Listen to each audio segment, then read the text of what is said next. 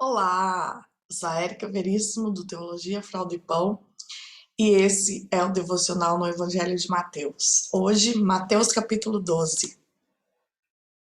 Naquela ocasião, Jesus passou pelas lavouras de cereal no sábado. Seus discípulos estavam com fome e começaram a colher espigas para comê-las. Os fariseus, vendo aquilo, lhe disseram: Olha, os teus discípulos estão fazendo o que não é permitido no sábado. Ele respondeu: Vocês não leram o que fez Davi quando ele e seus companheiros estavam com fome? Ele entrou na casa de Deus e, juntamente com os seus companheiros, comeu os pães da presença, o que não lhes era permitido fazer, mas apenas aos sacerdotes. Ou vocês não leram na lei que no sábado os sacerdotes no templo profanam esse dia e, contudo, ficam sem culpa? Eu lhes digo que aqui está o que é maior do que o templo. Se vocês soubessem o que significam estas palavras, desejo misericórdia, não sacrifícios, não teriam condenado inocentes, pois o Filho do Homem é Senhor do sábado. Saindo daquele lugar, dirigiu-se à sinagoga deles, e estava ali um homem com uma das mãos atrofiada. Procurando um motivo para acusar Jesus, eles lhe perguntaram: É permitido curar no sábado? Ele lhes respondeu: Qual de vocês, se tiver uma ovelha e ela cair num buraco no sábado, não irá pegá-la e tirá-la de lá? Quanto mais vale um homem do que uma ovelha. Portanto, é permitido fazer o bem no sábado. Então ele disse ao homem: Estenda a mão. Ele a estendeu e ela foi restaurada, e ficou boa como a outra. Então os fariseus saíram e começaram a conspirar sobre como poderiam matar Jesus. Sabendo disso, Jesus retirou-se daquele lugar. Muitos o seguiram e ele curou a todos os doentes que havia entre eles, advertindo-os que não dissessem quem ele era. Isso aconteceu para se cumprir o que fora dito pelo profeta Isaías. Eis o meu servo, a quem escolhi, o meu amado, em quem tenho prazer. Porei sobre ele o meu espírito, e ele anunciará justiça às nações. Não discutirá nem gritará. Ninguém ouvirá sua voz nas ruas. Não quebrará o caniço rachado, não apagará o pavio fumegante, até que leve a vitória, a justiça. Em seu nome, as nações porão sua esperança. Então levaram-lhe um endemoniado, que era cego e mudo, e Jesus o curou, de modo que ele pôde falar e ver. Todo o povo ficou atônito e disse: Não será este o filho de Davi? Mas quando os fariseus ouviram isso, disseram: É somente por Beelzebu, o príncipe dos demônios, que ele expulsa demônios. Jesus, conhecendo seus pensamentos, disse-lhes: Todo reino dividido contra si mesmo será arruinado, e toda cidade ou casa dividida contra si mesmo não subsistirá. Se Satanás expulsa Satanás, está dividido contra si mesmo. Como então subsistirá seu reino? E se eu expulso demônios por Beelzebu, por quem nos expulsam os filhos de vocês?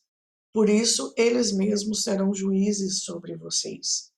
Mas se é pelo Espírito de Deus que eu expulso demônios, então chegou a vocês o reino de Deus. Ou como alguém pode entrar na casa do homem forte e levar dali seus bens, sem antes amarrá-lo? Só então poderá roubar a casa dele. Aquele que não está comigo está contra mim, e aquele que comigo não ajunta, espalha. Por este motivo, eu lhes digo: todo pecado e blasfêmia serão perdoados aos homens, mas a blasfêmia contra o Espírito não será perdoada. Todo aquele que disser uma palavra contra o Filho do Homem será perdoado, mas quem falar contra o Espírito Santo não será perdoado, nem nesta era, nem na era que há de vir. Considerem: uma árvore boa dá um bom fruto, uma árvore ruim dá fruto ruim, pois uma árvore é conhecida por seu fruto. Raça de víboras, como podem vocês que são maus dizer coisas boas? Pois a boca fala do que está cheio o coração. O homem bom do seu bom tesouro tira coisas boas, e o homem mau do seu mau tesouro tira coisas más. Mas eu lhes digo que no dia do juízo os homens haverão de dar conta de toda palavra inútil que tiverem falado. Pois por suas palavras você será absolvido, e por suas palavras será condenado. Então alguns dos fariseus e mestres da lei lhe disseram: Mestre, queremos ver um sinal miraculoso feito por ti. Ele respondeu: Uma geração perversa e adúltera pede um sinal miraculoso, mas nenhum sinal lhe será dado, exceto o sinal do profeta Jonas.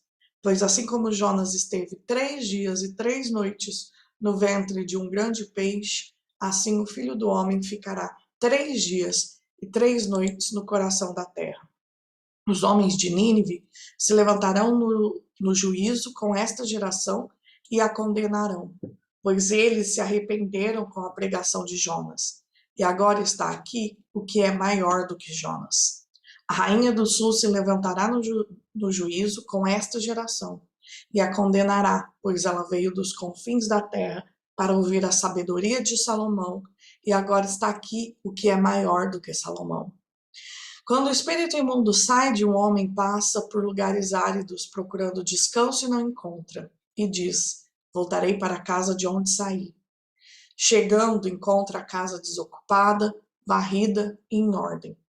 Então vai e traz consigo outros 7 espíritos piores do que ele, e entrando passam a viver ali.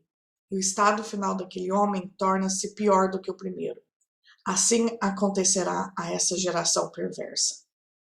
Falava ainda Jesus à multidão quando sua mãe e seus irmãos chegaram do lado de fora, querendo falar com ele.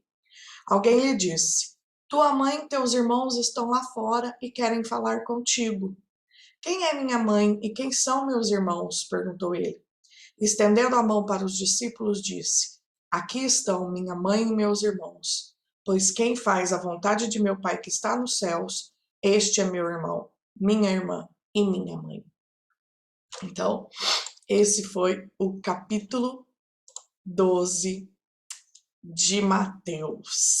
E agora a gente vai fazer os pensamentos devocionais que estão na Bíblia de Estudo da Herança Reformada.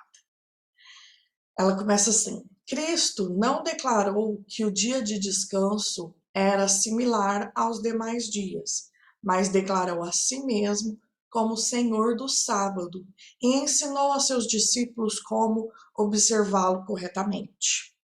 Os legalistas desonram o dia por suas penosas tradições, mas Cristo amou o sábado e reservou alguns de seus maiores milagres para esse dia.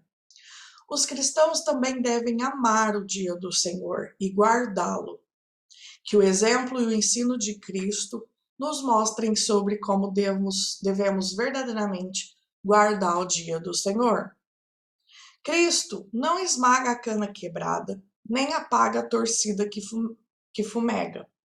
O verdadeiro povo de Deus, em geral, passa quebrado e atormentado pela vida. Pode parecer que tudo e todos estão contra eles, especialmente seus pecados. Mas Cristo é um Salvador gracioso. Ele pode alimentar e nutrir a chama da fé no coração. Sua obra na cruz assegura uma vitória completa, até mesmo para o fraco crente. Que o Espírito gentil encoraje você em sua própria batalha contra o pecado. Cristo indicou sua própria família.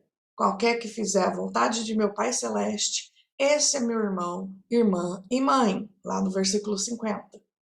Essa foi uma santa repreensão a seus irmãos, que se converteram posteriormente.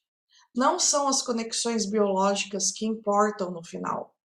Todavia, que se consolem aqueles que obedecem à palavra de Cristo, no fato de que Jesus Cristo os recebe como a família de Deus. E isso é um grande consolo para todos os crentes. Somos filhos adotivos, pertencemos à família de Jesus. Esse foi o capítulo 12, até o capítulo 13.